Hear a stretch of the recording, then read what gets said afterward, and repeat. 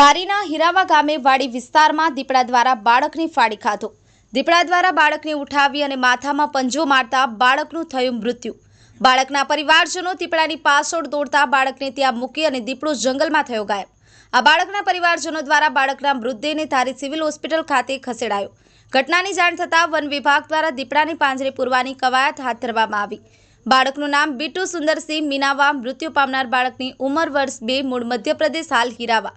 આ ઘટનાની જાણ થતાં ધારી પોલીસ વિભાગ પણ પહોંચ્યો ઘટના સ્થળે। Mahadev times news, Amreli. મારું નામ છે રતનભાઈ, પિંપીમાં રહેવાવાળા।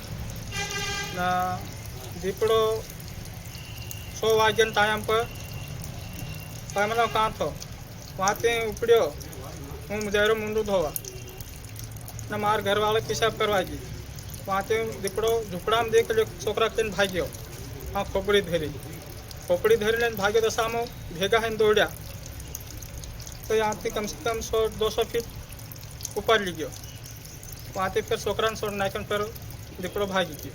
क्या ईजा करेली છે દીપડાએ છોકરાને? क्या लाग्યું છે? क्या वाग्યું? ખોપડીમાં પકડીને લઈ ગયો। આમ કેટલા વાગે બનાવ બન્યો? 100 વાગે સવારે 6 વાગે। હા।